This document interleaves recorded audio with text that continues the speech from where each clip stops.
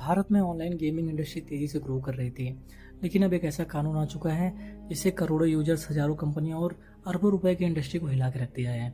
हम बात कर रहे हैं promotion and regulation of online gaming bill 2025। सभी के मन में सवाल है कि रियल मनी गेम से सरकार को इतना फायदा होता था, उसके बाद भी सरकार ने इसको क्यों बैन कर दिया। और बहुत से लोगों के मन में सवाल है किन गेम को बैन किया गया, किन गेमों को नहीं बैन किया गया। आज इसी को डिटेल में जानेंगे हम। जैसा कि सभी को पता है कि इंडियन गवर्नमेंट ने promotion and regulation of online gaming bill 2025 पास कर दिया है। इस बिल के पास करने का सरकार के तीन बड़े मकसद थे। पहला था रियल मनी गेम और जुआ पर रोक लगाना, और दूसरा था बच्चों और यंग जनरेशन को ऑनलाइन लत से बचाना, और तीसरा है ई स्पोर्ट और एजुकेशन रिलेटेड गेम को बढ़ावा देना। सरकार का मानना था कि ऑनलाइन रियल मनी गेम लोगों को की लाइफ को बर्बाद कर रहा है और करोड़ों रुपए हर साल बर्बाद हो रहे हैं।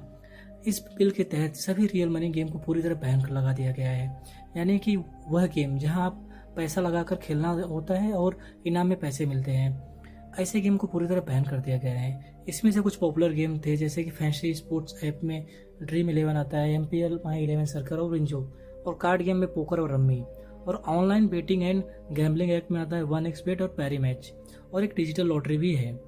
बहुत से लोगों को लग रहा है कि BGMI, PUBG, free fire max, call of duty, FIFA mobile या रियल क्रिकेट जैसे गेम को भी बैन कर दिया गया रहेगा।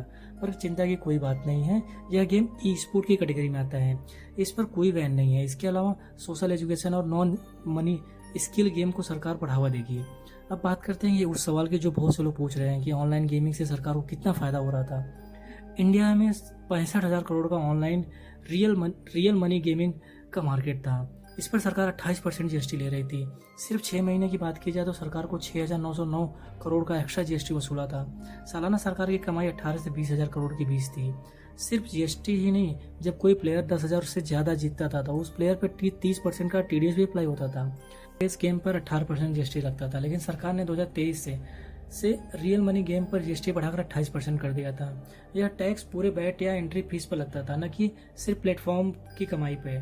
2022 तक 18% GST था तो सरकार को 8 से 9,000 करोड़ का कलेक्शन हुआ था। उसके बाद जुलाई 2023 से 28% हो गया, जिससे 6 महीने में सरकार को 6,909 करोड़ का एक्स्ट्रा कलेक्शन हुआ। 2025 में बैन से पहले 28% GST था, जिसमें से सरकार को 18 से 20,000 करोड़ का कलेक्शन था। ऑनलाइन गेमिंग बिल 2025 लागू होने के बाद गवर्नमेंट को 18 से 20,000 करोड़ का सालाना टैक्स नुकसान होने वाला है। इससे हजारों स्टार्टअप और कंपनियां पर इसका असर पड़ेगा। बहुत सी कंपनियों का शेयर में भारी गिरावट देखी गई है। कुछ एक्सपर्ट का मानना है कि लोग अब विदेशी अनलीगल साइट की तरफ शिफ्ट हो जाएंगे। इससे ब्लैक मार्केट बढ़ेगा और गवर्नमेंट को टैक्स का नुकसान होगा। ऑनलाइन गेमिंग बैन हो गया है, अगर इसके बाद भी कोई अनलीगल तरीके से चलाता है या कोई उसका एडवर्टाइज करता है तो सरकार ने उसके लिए कड़ी सजा तय की है। अगर कोई पहली बार अपराध करता है तो उसे 3 साल तक की जेल या 1 करोड़ तक का जुर्माना लगेगा। अगर कोई एडवर्टाइज करता है तो उसे 2 साल तक की जेल या उसे 50 लाख तक जुर्माना लगेगा। अगर कोई पकड़े जाने के बाद फिर से अपराध करता है तो उसे 5 साल तक की जेल, 2 करोड़ तक का जुर्माना लग सकता है। अब सरकार रियल मनी गेम बैन करने के बाद सरकार का फोकस है ई स्पोर्ट और एजुकेशनल रिलेटेड गेम को बढ़ावा देने की तरफ है।